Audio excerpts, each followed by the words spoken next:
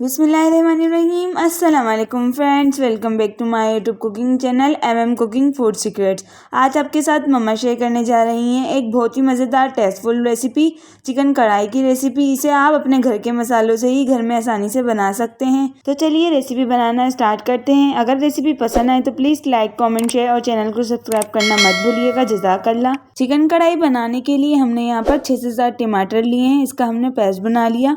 मुर्गी हमने यहाँ पर 1.5 किलो ली है। इसको अच्छी तरीके से वॉश करके हमने यहाँ पर मुर्गी का साइज इस तरीके से रखा है। रेसिपी बनाने के लिए यहाँ पर हमने 1 कप कुकिंग ऑयल लिया है, आधा पाव दही, 2 टेबल स्पून हमने कुटी हुई लाल मिर्च। आप अपने टेस्ट के मुताबिक यहाँ पर मिर्च इस्तेमाल कर सकते हैं। 2 टेबल स्पून यहाँ पर कढ़ाई मसाला, 1 टेबल स्पून मोटा कुटा हुआ धनिया, 2 टेबल स्पून अदरक लहसुन का पेस्ट, 1 टीस्पून हल्दी, 1 टीस्पून यहाँ पर कुटी हुई काली मिर्च। गरम मसालों में यहाँ पर 3 से 4 लौंग और 2 से 3 टुकड़ा दालचीनी। यहाँ पर नमक आप अपने टेस्ट के मुताबिक इस्तेमाल करिएगा। गार्निश के लिए हमने यहाँ पर थोड़ी सी अदरक ली है। इसको हमने बारीक बारीक चॉप कर लिया। यहाँ पर हमने हरी मिर्ची ली थी। इसको इस तरीके से बीच में से चॉप कर हमने यहाँ पर कढ़ाई मसाला थोड़ा सा भरा है। रेसिपी बनाने के लिए सबसे पहले कढ़ाई को अच्छी तरीके से गर्म कर इसमें 1 कप कुकिंग ऑयल ऐड करेंगे। ऑयल को अच्छी तरीके से गरम करेंगे। ऑयल को अच्छी तरीके से गरम करने के बाद इसमें अब हम गरम मसाले ऐड करेंगे। गरम मसालों को थोड़ा सा लाइट ब्राउन करेंगे। गरम मसाले लाइट ब्राउन करने के बाद अब हम इसमें 1.5 किलो चिकन ऐड करेंगे। चिकन ऐड करने के बाद अब हम इसे अच्छी तरीके से मिक्स कर इसे फ्राई करेंगे 2 मिनट के लिए, इसकी कलर चेंज आने तक।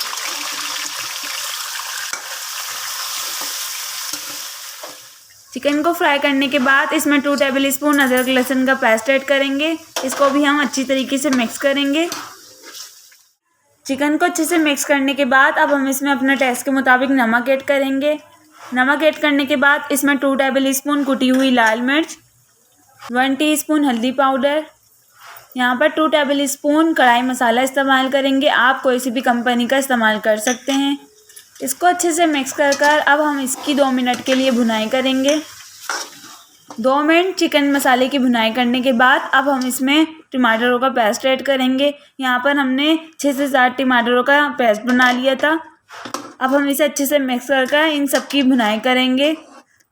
भुनाई यहाँ पर हमने इसकी अच्छी तरीके से करनी है ताकि हमारी जो कढ़ाई अच्छी तरीके से बने और खाने में भी इसका टेस्ट अच्छा आए। इसको अच्छे से मिक्स करने के बाद अब हम यहाँ पर ब्लैक पेपर ऐड करेंगे 1 टीस्पून। इसको हमने अच्छी तरीके से मिक्स करना है। ब्लैक पेपर ऐड करने के बाद यहाँ पर 1 टीस्पून कुटा हुआ धनिया ऐड करेंगे। इसको भी हमने अच्छे से मिक्स करेंगे। अब हम इसमें आधा पाव दही ऐड करेंगे। दही ऐड करने के बाद अब हम इसे अच्छी तरीके से मिक्स करेंगे। अगर आपको हमारी रेसिपीज़ पसंद आती हैं तो प्लीज़ लाइक, कमेंट, शेयर ज़रूर करा करें और चैनल को सब्सक्राइब करना मत भूला करें। अब हम इसको पकाने के लिए रखेंगे 10 से 15 मिनट के लिए। 10 से 15 मिनट हो गए हैं। अब हम इसे चेक करेंगे। यहाँ पर चिकन जो है वो अच्छी तरीके से भुनाई पर आ गई है। कढ़ाई की हम 5 मिनट के लिए भुनाई करेंगे अच्छी तरीके से, फिर आपसे मिलते हैं।